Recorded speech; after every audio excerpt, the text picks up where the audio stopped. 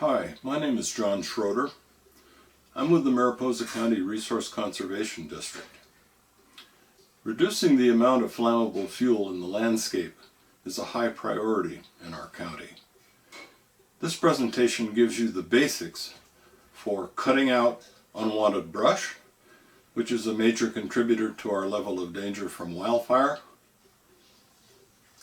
limbing up trees to increase fire safety, and thinning stands of trees to allow sunlight to hit the ground and to make sure the area is more fire safe. I want to give our thanks to Frank Diaz, USDA, United States Forest Service, who authored the original presentation from which this one was adapted. These are the before images. Brush before any fuel reduction has been done, and trees before understory removal and thinning. For areas requiring a lot of work, a chainsaw is typically the best tool.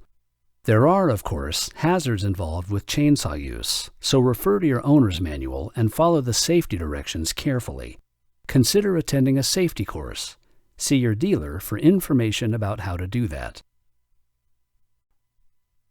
Here is what you'll need in the way of personal protective equipment for chainsaw operations: an approved hard hat, eye protection, appropriate gloves, and heavy-duty, cut-resistant or leather, waterproof or water-repellent 8-inch high-laced boots with non-skid soles. And here is more personal protective equipment that you should consider: hearing protection rated to 85 decibels and higher, a long-sleeve shirt, and chainsaw chaps with a 2-inch boot overlap.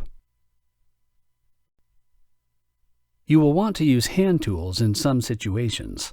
Here are 3: a long-handled pruning lopper, a bow saw, and a curved hand pruning saw. Hand tools can work well for light trimming and fuel reduction maintenance, but are labor-intensive for heavier cutting. For small brush, complete removal is best. The saw operator maintains a comfortable, steady stance, turns the saw bar parallel to the ground, and cuts the brush as low as possible without dipping the bar into the dirt. After cutting and removing the plant, paint the stumps with properly diluted over-the-counter triclopyr to prevent resprouting. Larger brush and trees can be limbed up instead of being removed. Large trees can provide shade and shelter from the wind. Remember that it will need to be limbed up 6 to 10 feet at least. The closer to your home the tree is, the higher the limbing should go.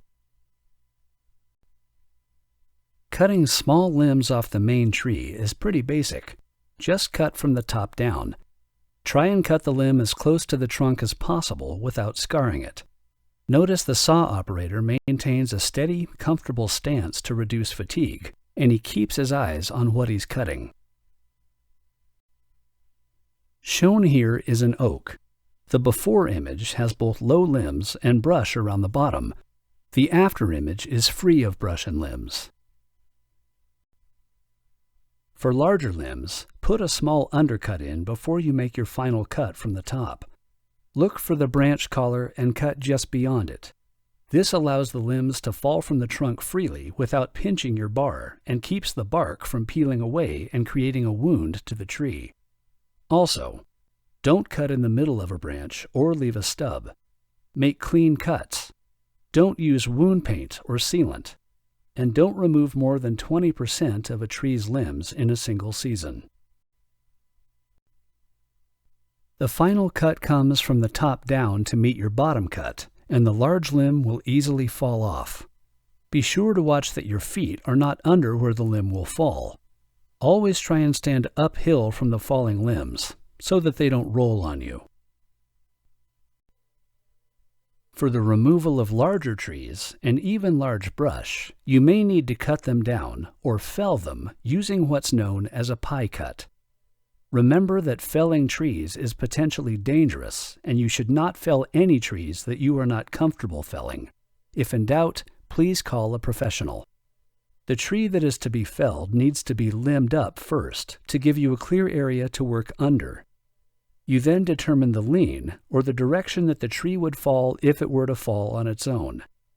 Make sure the tree will not fall into anything you don't want a tree on. Here's a depiction of the most basic cuts used for felling a tree. The arrow shows the direction of the fall. Again, tree felling is dangerous and should only be done within your experience level. There are many websites that can provide you with more information, along with your local saw shop. Before you do any cutting, plan your escape route. Your escape route should be away from the direction of fall, but not just straight back. It should be straight back minus 45 degrees. The reason for this is because some trees get hung up in other trees, and the trunk can whip up and straight backward as the tree falls. Also check for brush or other obstacles in your escape route.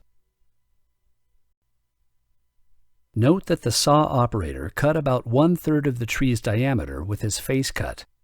The face cut is the direction that the tree will fall. Once the face cut is in, the saw operator and anyone on site should avoid walking in front of the tree until it's been felled. The back cut is started on the opposite side of the face cut and slightly above. This cut allows the tree to fall into the face cut. Do not cut the tree all the way off the stump. The wood you leave will act as a hinge, allowing the tree to fall slowly to the ground. Remember, once the tree starts to fall, use your escape routes. Your escape routes are at 45-degree angles back and away from the direction that the tree is falling. Notice the saw operator walking out his escape route while the tree slowly falls into the face cut and in its desired direction of fall. The sawyer didn't cut the tree all the way off during the felling operation, so the trunk stayed securely attached to the stump. This increases the chance that the tree will stay on course as it falls and will not kick back over the stump towards you as you escape. Now that the tree is safely on the ground, the sawyer can begin limbing and bucking the tree up for disposal. If you are piling the debris, it's often easier to just pile where the tree landed. The pile may be chipped or burned. Here is a warning.